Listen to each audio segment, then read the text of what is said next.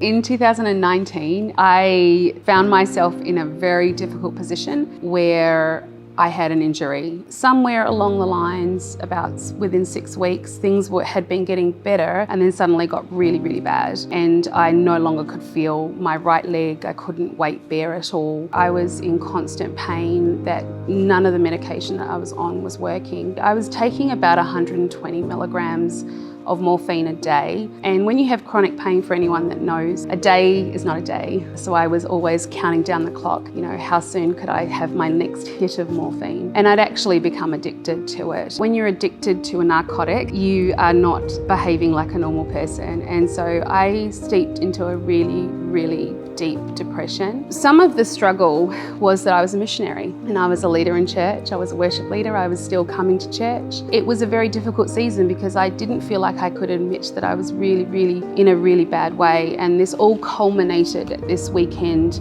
where I was suicidal and I was thinking, how can I end this? Because I was just in so much pain and I felt so abandoned by God. I was really mad at God. I was like, I am your servant and I've given my whole life to you and I'm in this situation and I can't do anything. And I think that was one of the biggest things for me was I couldn't do anything and I felt completely useless and worthless. Didn't realize how deep my identity was caught up in what I did. I remember saying to God, am I worth anything if all I can do is breathe? Am I worth anything to you if I can't do anything for you? I was like, God, this is really unfair, and I was really mad at him. But I remember he said to me, if all you do for the rest of your life is breathe, you have value to me. Things didn't just then magically become wonderful. I still was in pain all the time. And I remember that God spoke to me about considering it pure joy. And I'm going to read the scripture so I don't mess it up. In James it says, dear brothers and sisters, when troubles of any kind come your way, consider it an opportunity for great joy. For you know that when your faith is tested, your endurance has a chance to grow.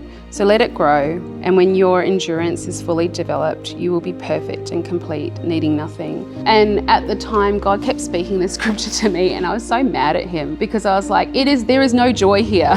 There is no joy. But what God did in the midst of that was he taught me about myself and he taught me about my inherent value. I'm a self-confessed natural Martha. I'm a doer, not a sit by his feet.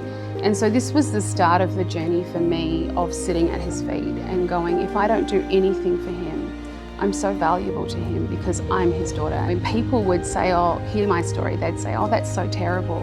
And I was like, no, I'm grateful for my injury and I wouldn't change a thing because this scripture in James 1 had come to life. The pain didn't stop. I continued to have chronic pain, but my ability to manage that had changed because I knew that God was with me. I knew that my acceptance from him was not based on what I did. And since then, God has done such miracles in my life and I got such a freedom in my life that I never had before that has enabled me to continue to say yes to God and yes to the things that he's asking, even though they're scary, and to value myself as he does.